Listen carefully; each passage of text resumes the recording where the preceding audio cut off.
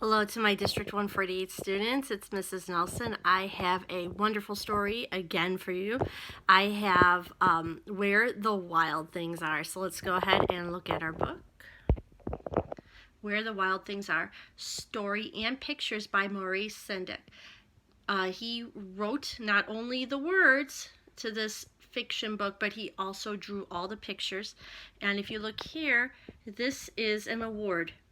Maurice Sendak won the Caldecott Medal for this book. That means his artwork was the best out of all the books that were nominated. This book had the best artwork.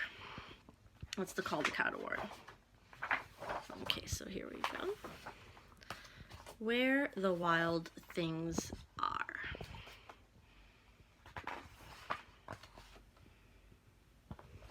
The night Max wore his wolf suit and made mischief of one kind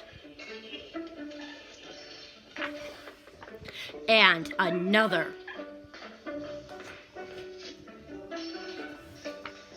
His mother called him Wild Thing, and Max said, "I'll eat you up." So he was sent to bed without eating anything. That very night in Max's room, a forest grew. And grew.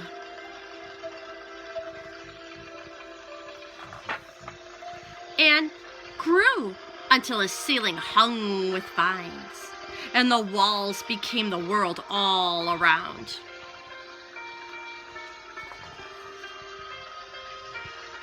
And an ocean tumbled by with a private boat for Max, and he sailed off through night and day. And in and out of weeks, and almost over a year, to where the wild things are.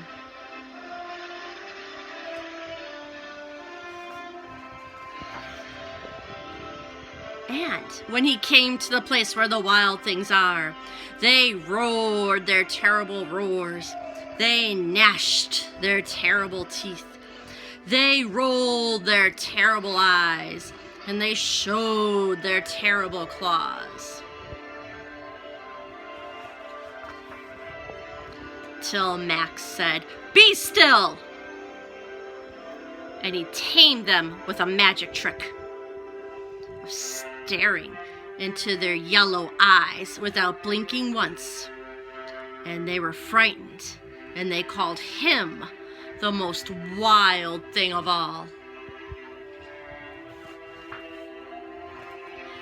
And made him the king of all wild things.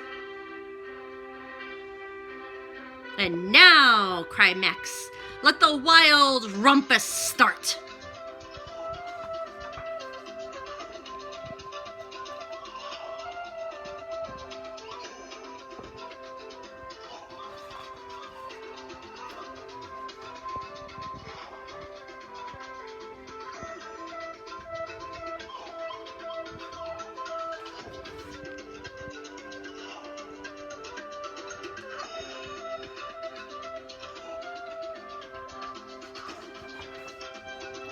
"Now stop," Max said, and he sent the wild things off to bed without their supper.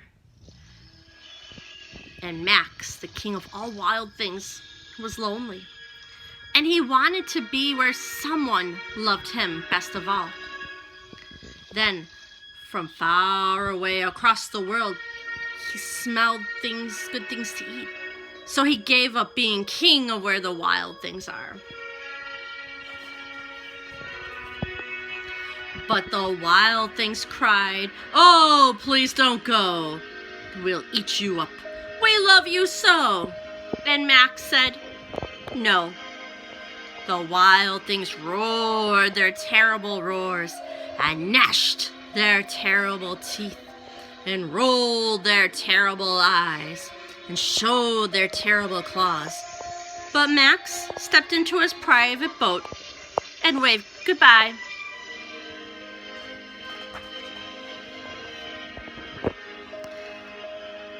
and sailed back over a year, and in and out of weeks, and through a day, and into the night of his very own room, where he found his supper waiting for him.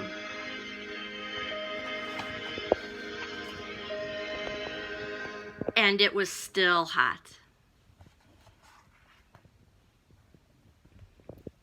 That is where the wild things are.